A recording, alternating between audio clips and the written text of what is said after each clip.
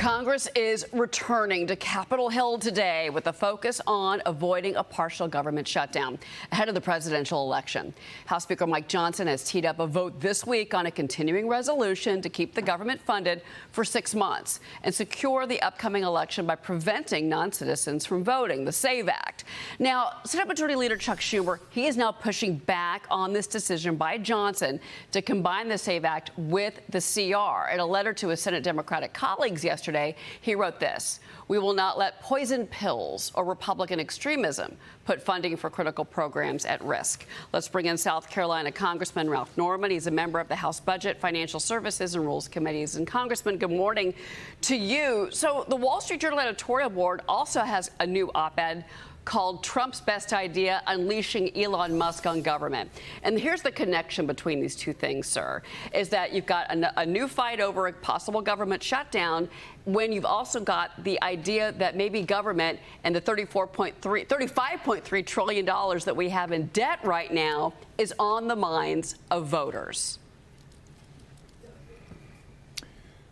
Well, Cheryl, here's what I would say on that. First of all, for Chuck Schumer to make the statement that voter integrity is a poison pill, making sure you're a U.S. citizen is a poison pill and extreme, he's the one that's extreme and is anti-Constitution. If there were ever a time to safeguard our elections and put it with the continuing resolution, it's now.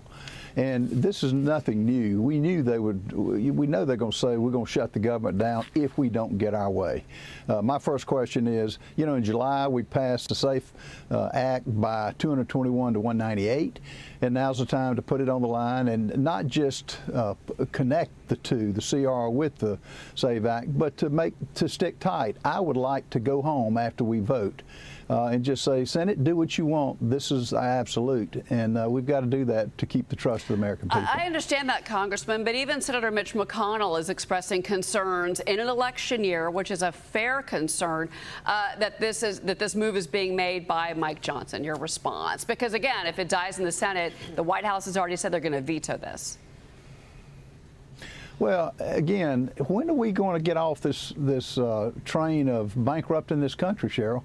When are we going to put, and all we're saying is put it into March of next year, where we'll have President Trump, we'll have the U.S. Senate, we think, and we'll keep the House. That's far more conservative view of how we spend the taxpayers' money than doing it with a Democrat-controlled Senate and a Democrat, the executive branch. We knew they were going to, but let it be on them if they want to shut this government down. The country is ready for some absolutes, and the country is ready for this, I think, to do. Okay. Well, let's talk about the SAVE Act in depth then, because the DOJ says that there's this illegal Guatemalan migrant that is now pleading guilty to charges related to stealing a U.S. citizen's identity to vote in multiple elections and then fraudulently getting an American passport. Prosecutors say this is Angelica Maria Francisco, registered to vote in Alabama 2016, 2020, did vote in the primaries and in the general. So with the SAVE Act, Democrats are saying that illegals voting is a non-starter because illegals are not voting in federal elections. But I just gave you an example of an illegal voting in a federal election. Absolutely. And the facts are, Cheryl, we've got 15+ million illegal aliens in this country. It's an invasion. They're not here just to do sightseeing. The Democrats open the borders up for every country in this world to come to America, which we've never seen before, and vote. They want to retain power. Now, they can say that they checked the box on the voter form application, but where's the verification? All the SAVE Act does is require verification that you are a U.S. citizen and that you check the box that you are, and it puts penalties in place for those who just disregard it. So this is just verification, and I use the analogy, I can tell the police all day long I go 55 miles an hour. It's what the radar says. It's not what I say. And the Democrats are scared of their illegals not being able to vote. Before you go, I do want to ask you about this. Vermont Senator Bernie Sanders facing questions on Vice President Kamala Harris's flip-flopping when it comes to her policy positions ahead of the election. I want you to watch what he had to say yesterday. Do you think that she is abandoning her progressive ideals?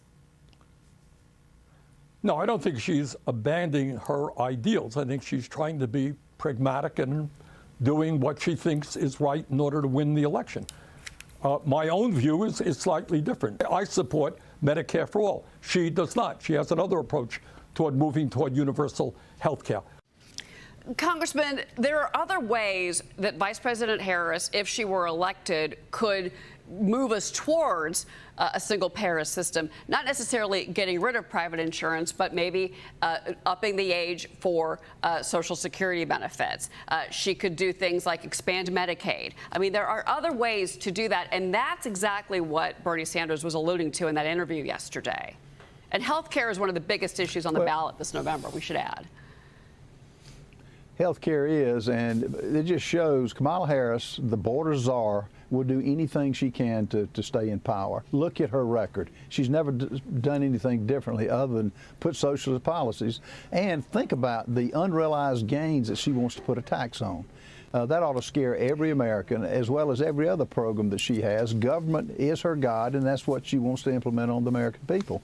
And I don't think it's going to work, and she is who she is, and her record shows it. All right, Congressman Ralph Norman. Congressman, thank you for being here this morning. My pleasure.